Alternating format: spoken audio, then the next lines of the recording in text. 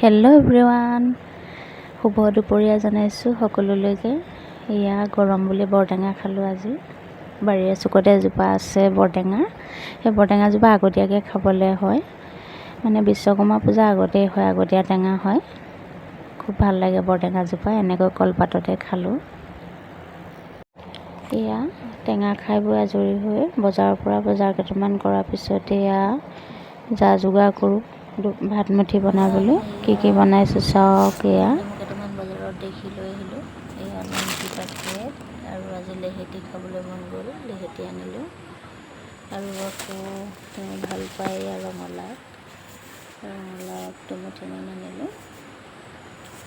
এইটো মোৰ favourite local তিয়ঁহ, আধা কেজিমানহে আনিলোঁ, বেছি নানিলোঁ।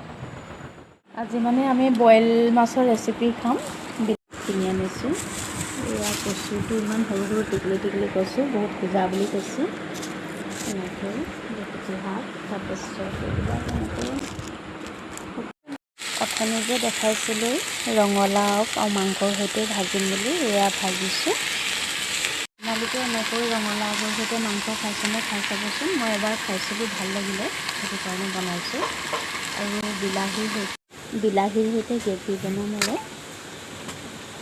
লেহেতি ভাজি মোৰ ফেভৰেট। এয়া চুপ বনালোঁ, খুব ধুনীয়াকৈ জালুক ভালকৈ দিছোঁ আৰু এমুঠিমান